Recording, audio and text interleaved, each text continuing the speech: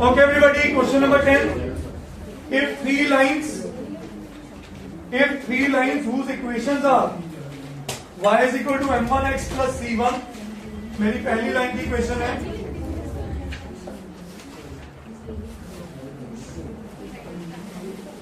Second line की equation है y is equal to m2x plus c2, and third line की equation है m3x plus c3.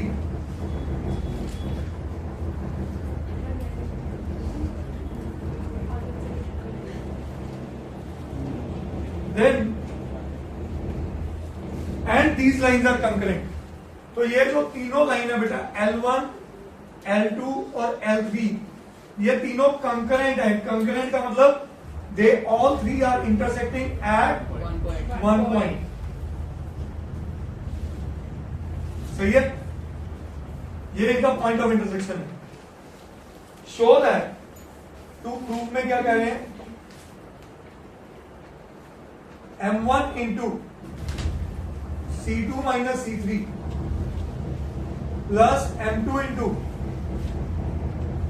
c3 minus c1 plus m3 into c1 minus c2 is equal to 0.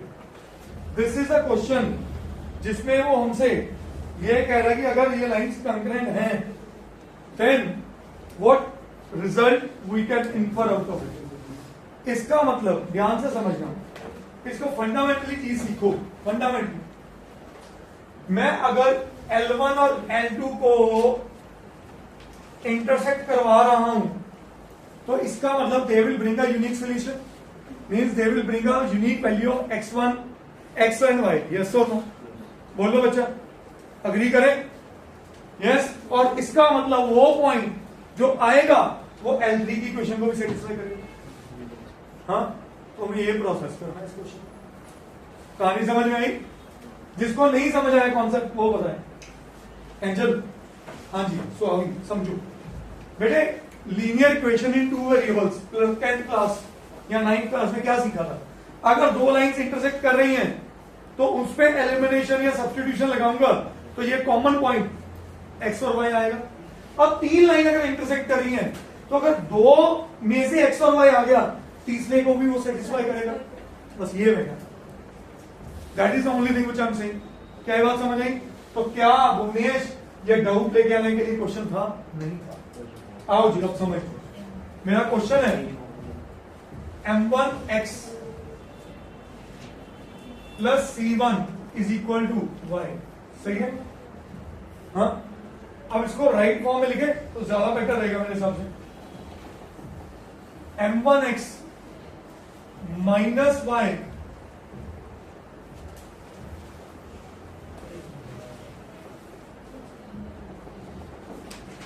Come on करते हैं.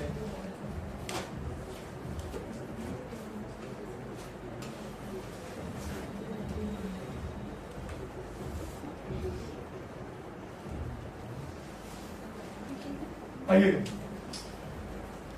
y minus m1x is equal to c1. सही है. दूसरी question में y minus m2x is equal to c2. क्या change of sine कर दूं? y और y कटा, क्या है मेरे पास? x कॉमन करके m2 माइनस, और इधर क्या बना? तो बेटे x1 क्या आया मेरे पास? c1 minus c2 upon. भाभी अगर बहुत पीछे रहना प्लीज घर चले, आई डोंट माइंड. क्या ये पॉइंट समझ आया? x की वैल्यू है, x1 ना लिखो, x की वैल्यू है. क्या ये पॉइंट सबको क्लियर है? बोलिए. अब यही वैल्यू किसमें पुट करते हैं? y में, इसीलिए एक इक्वेशन में. तो y मेरे पास क्या आ रहा है? चेक करिए जरा. y is equal to m1 x की जगह आ गया c1 minus c2 upon m2 minus m1 plus c1. क्या ये बात समझ आई? अब एलसीएम लिया, एलसीएम लेके नीचे क्या आया? m2 माइनस, और वो एलसीएम इधर आ गया. हाँ जी, y times m2 minus m1 या मुझे तो y निकालना ना, वो भी रहने देते, आओ जी वो भी रहने देते, इसको y को अकेला ही रहने देते। y is equal to LCM ले रहा हूं, इधर बना m1 into c1 minus c2 plus c1 into m2 minus m1 upon m2 minus m1। Agree करके बोलिए बेटा। तो यहां से बना y is equal to m1 c1 minus m1 c2 plus m2 c1 minus m1 c1। क्या ये बात समझ आई? m1 c1 कैंसिल हो गई और डिनोमिनेटर में क्या आया? m2 minus m1। तो यहां से मेरे पास y क्या बना? y बना m2 c1 minus m1 c2 upon m2 minus m1। क्या ये पॉइंट सबको क्लियर हुआ? अब क्या आ गया? x भी आ गया और y भी आ गया। अगर ये x और y मैंने निकाले थे L1 और L2 से, अगर ये L3 में डाल दूं तो भी सेटिस्फाई करेगा। ठीक है जी। अगर इस पॉइंट को P का नाम दे दूं तो मेरे पास इसके बेसिकली कोऑर्डिनेट्स आ गए इन फॉर्म ऑफ x और y। P पॉइंट के x और y कोऑर्डिनेट्स हमने निकाल दिए। ये सब ठीक है बेटा। अब as point P lies on L3, so therefore y की जगह क्या लिख दूं? m2 c1 minus m1 c2 upon m2 minus m1, ठीक है, is equal to m3 into x की जगह क्या कर दूं? c1 minus upon m2 minus m1 plus c3। क्या ये बात समझ आई सबको? श्योर। अब एलसीएम लेके दोनों तरफ m2 माइनस m1 कैंसिल हो जाएंगे, तो यहां बचा क्या? m2 c1 minus m1 c2 is equal to m3 c1 minus m3 c2 plus m2, मैं नीचे लिख देता हूं, plus m2 c3 minus m1 c3। क्या ये बात सबको समझ आई? बोलिए। एक मिनट,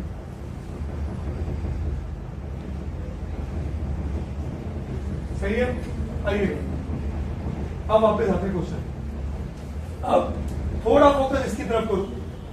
ये क्या कह रहे हैं? m1 कॉमन निकाल भाई, m2 कॉमन निकालो और m3 कॉमन निकालो। यस और नो? तो मैं पहले m1 वाली टर्म इकट्ठी करता हूं। एक ये m1 वाली टर्म ये है और एक m1 वाली टर्म ये है, और ये जो उधर जाएगी पॉजिटिव बनेगी। तो मैंने क्या किया?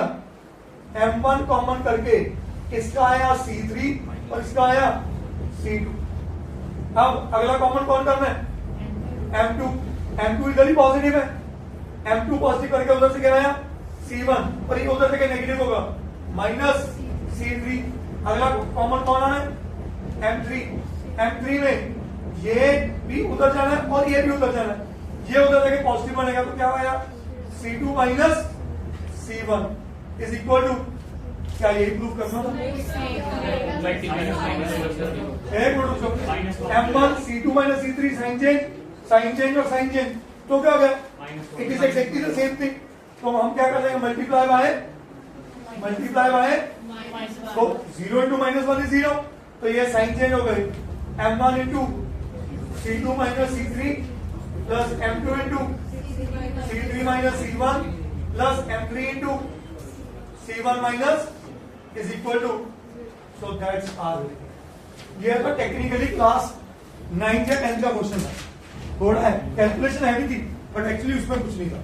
इसी क्वेश्चन को हम क्रॉस मल्टीप्लिकेशन मेथड से भी कर सकते हैं, बट मुझे श्योर है आपने वो 10th में नहीं किया, उससे ये क्वेश्चन और इजी हो जाएगा और आसान हो जाएगा।